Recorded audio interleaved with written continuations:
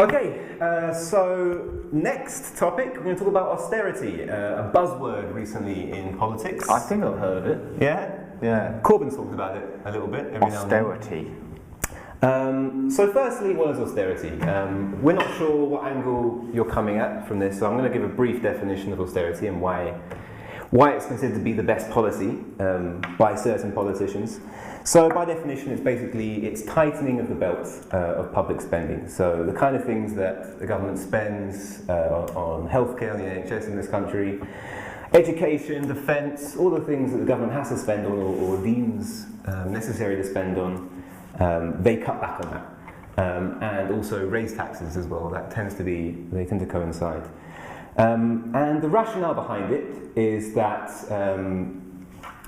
it's in order to achieve what's called a fiscal surplus. So that basically means that a government or a country will receive more money than it spends. So it's basically trying to achieve at the end of the day a surplus, more than it spends, to make a profit, I suppose.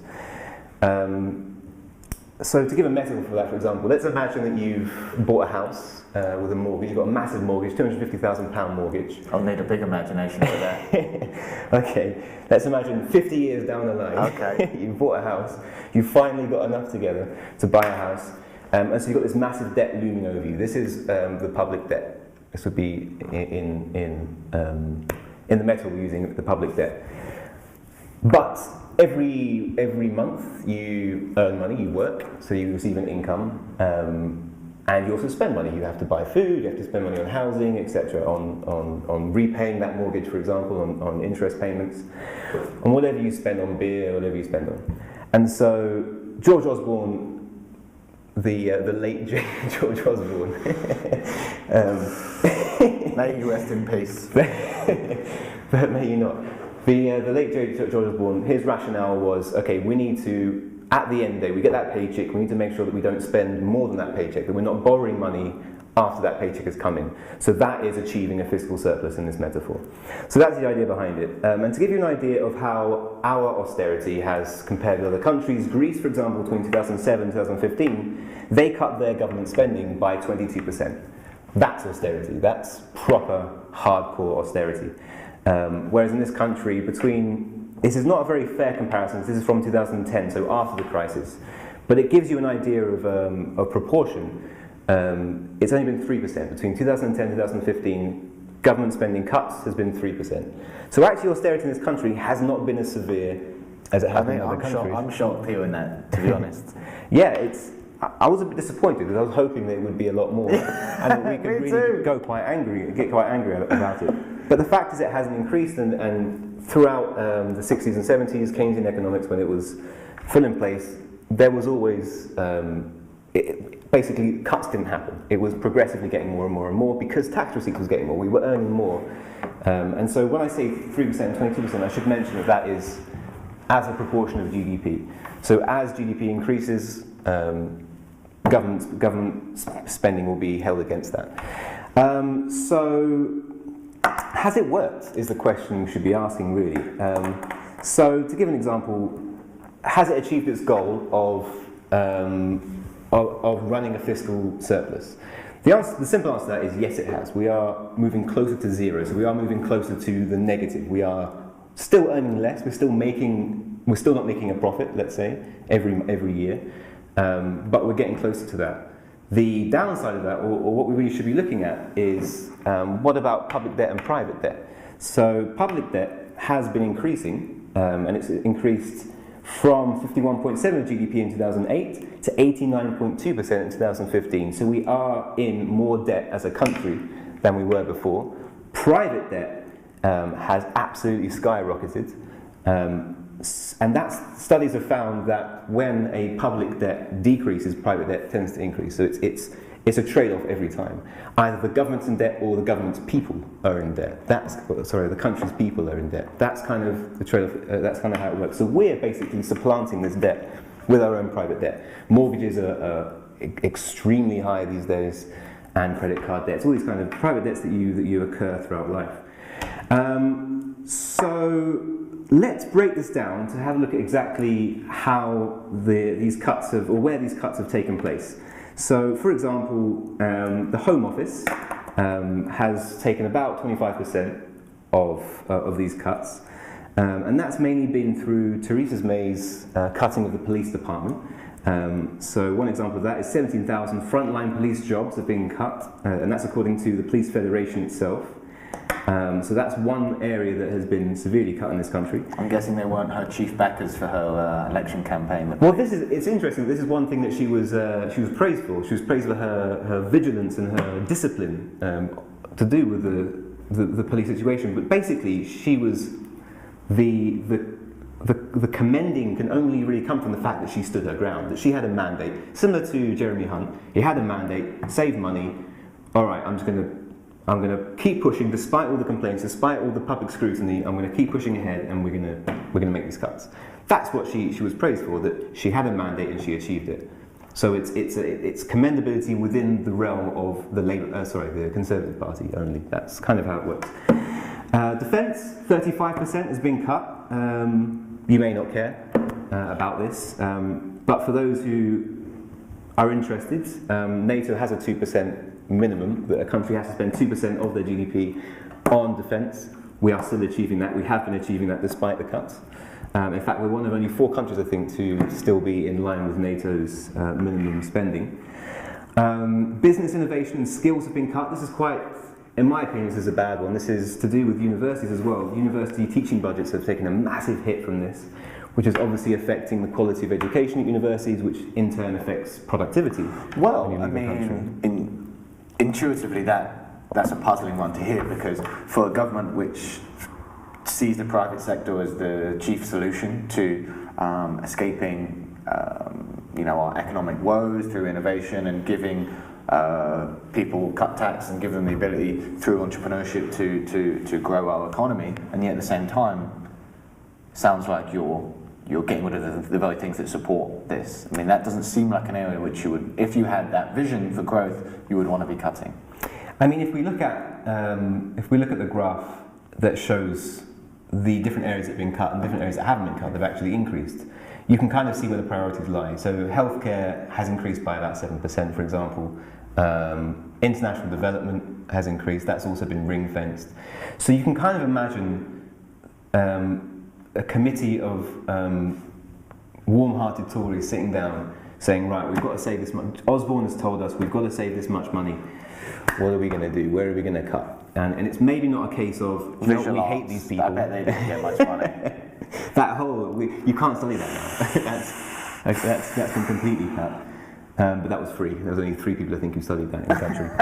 Oh God, I'm so annoying. So education's taken a hit as well, 6.4% of education. And that's mainly been in the realm of physical capital. So in terms of buildings, maintenance, technology for classrooms, tables, chairs, this kind of thing.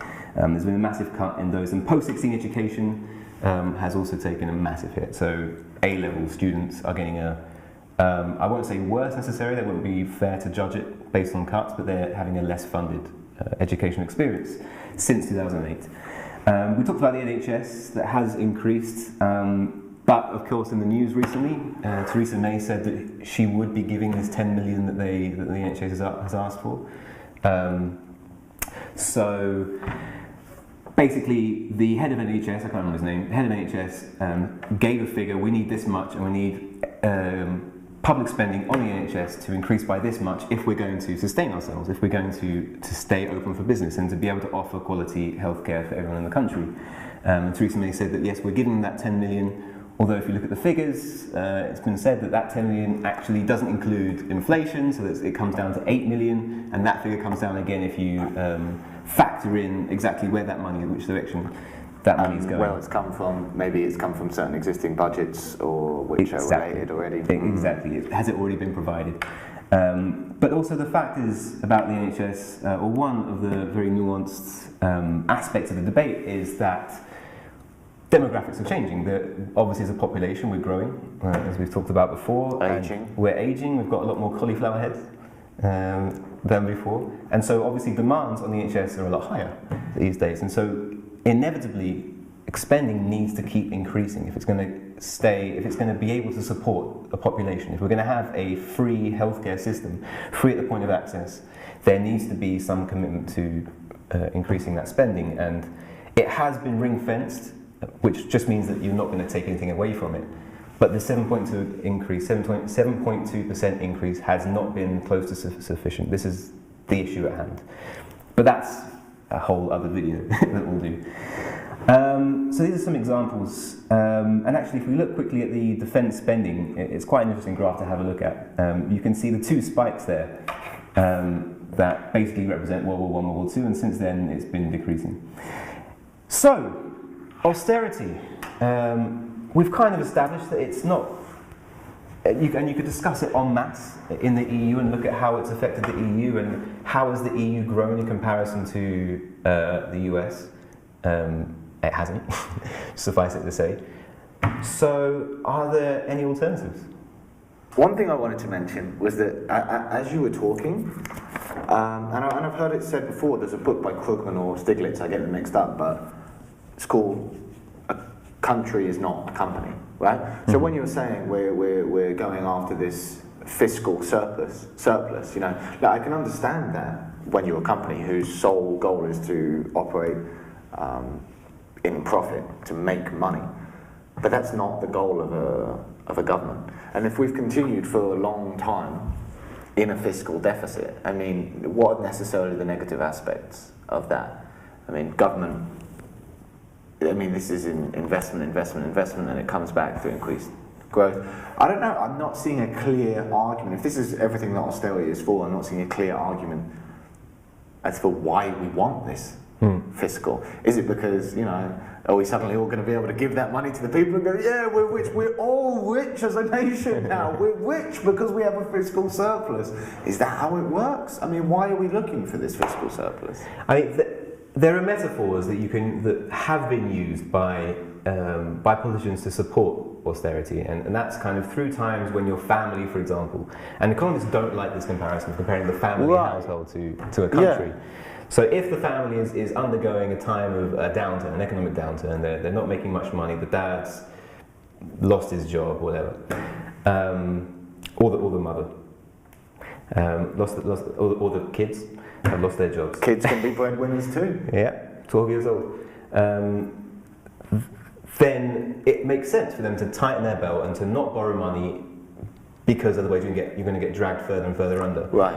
But the argument against that as a country is that if you tighten your belt, unemployment inevitably will increase. Tax receipts inevitably will decrease. You're going to be making less money as a country, you're going to be less productive as a country. You're going to be spending less money on the kinds of things that support people in society, such as healthcare and education. Then this is a big boon for austerity, right? Because the more that you can use this simple metaphor, the more people will go, obviously, clearly I can understand that this works. So this seems to be something that should be attacked at any possible opportunity, because it's not a solid argument, and we shouldn't be accepting that. Ultimately there are complexities that need to be taken into account, and obviously the average person, and I completely include myself in the list of average people, don't understand the complexities of economics, or even of politics, to be honest, of how politics and economics works and how these decision-making processes come about. And so this is why we need to have a debate about this. And this is exactly why we're talking about it, right? So people don't understand the complexities of economics, and I think there's a certain belief that people will never understand the complexities of economics because it's just science and there's graphs and there's numbers and it's terrifying, right? But actually, one fantastic thing that the Labour Party did when kind of Corbyn had come into power was the John McDonnell, I'm sorry John for getting a D in your name there, but he set up John McDonnell, the Chancellor, set up these talks that went all around the nation with alternative economics, offering alternative visions for what the country's economic policy could look like, right? Mm-hmm. And the idea behind it was you can have a voice on economics, you can understand economics, and it doesn't need to be something you just leave to the experts, right? Mm-hmm. And I think economics is seen as more of a science than it is. even despite how spectacularly they failed to predict the crisis, still we give economists this idea that it's maths, therefore it's predictable, like 1 + 1 is 2, right? You can work it out based on the rules.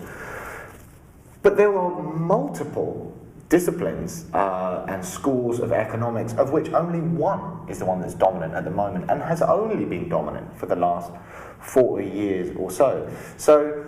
And was created by economists. Right.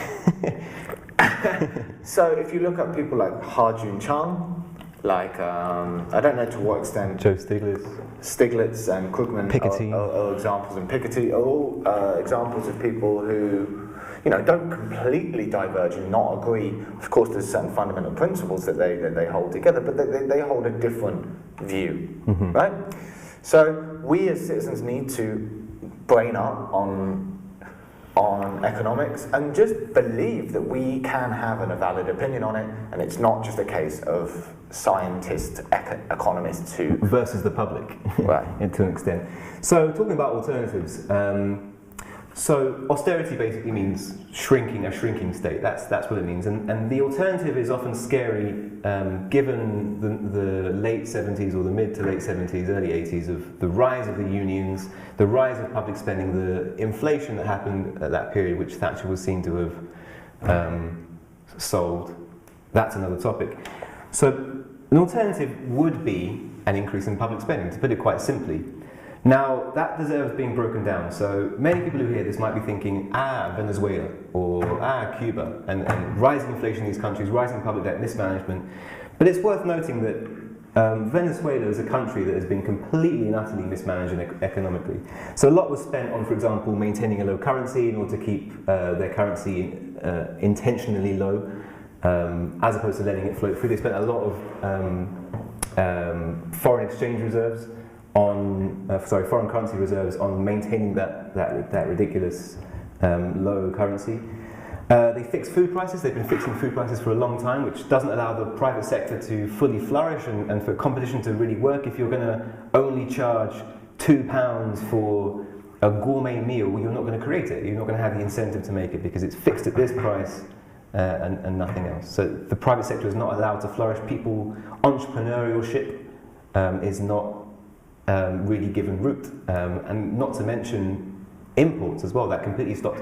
You're not going to have any interest as a foreign company in investing in that country and selling products to that country if you're not going to make a profit. If it's going to be fixed at this price, there's going to be no interest.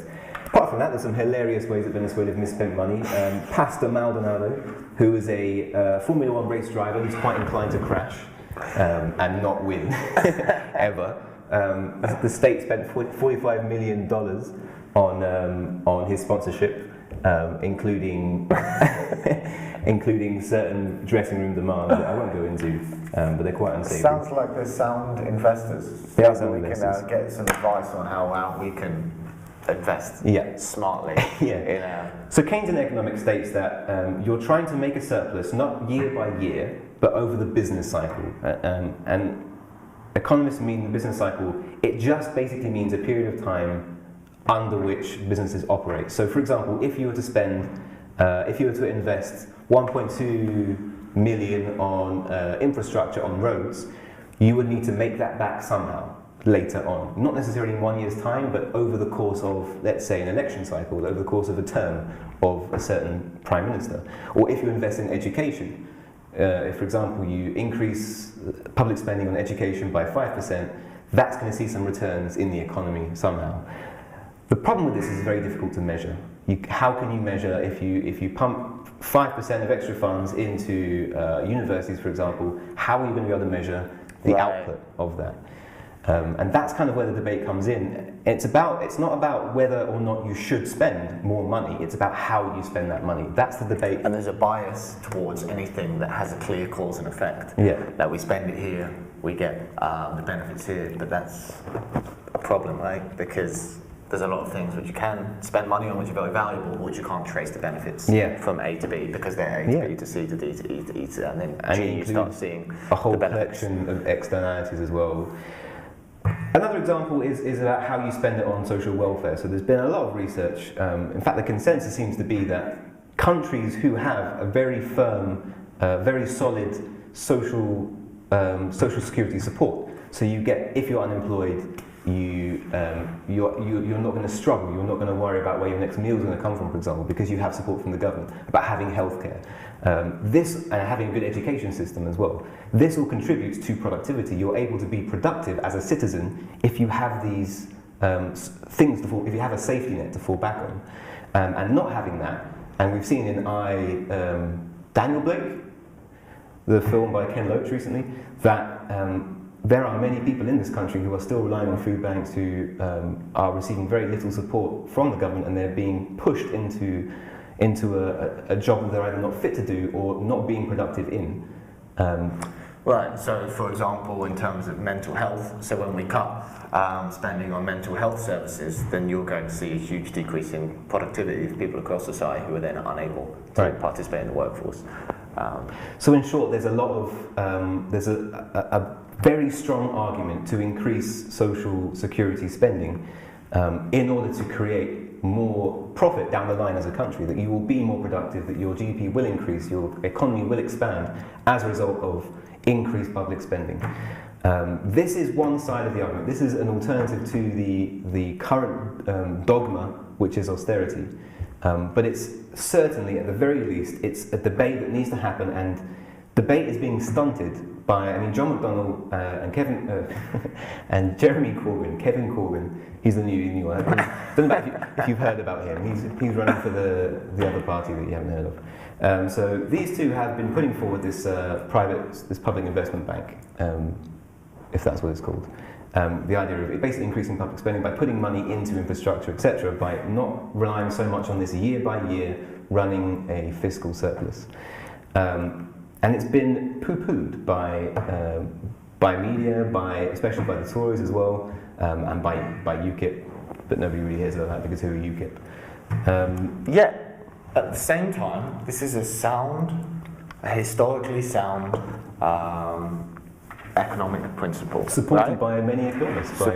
Supported by a whole field of historical evidence. And yet, at the same time, you have a situation in which the idea of austerity, even among economists and even in the IMF, is that it's not really that much of a credible idea in economics anymore. And yet, do we hear about this in the popular debate on the economy? No, it's still talked about in the the simple terms of tightening the belt, like a household, like a company. And we're not hearing that austerity is no longer credible economically. Mm-hmm. So let's put this debate back on the table. This is the purpose. You may or may not agree with what's been said, but at the very least, look into it. Do some research. Do some research into New Keynesian, into Joe Stiglitz's work, into Thomas Piketty's work, into Paul Krugman, Ha-Joon Chang, Janis Varoufakis as well has talked a lot about this. Have a say on this. Get this back into public discourse, because this is a conversation that needs to happen. We're seeing that the results are not good from the last 8 years. And there is also a danger that if this crisis, if we maintain pre-crisis levels in terms of unemployment, in terms of productivity, the deeper a crisis goes, the longer a crisis goes, the harder it is to get out of. This is an economic fact as well if you study the crises. So this is something that needs to be talked about. Get down the pub, tell your friends, bloody talk about it.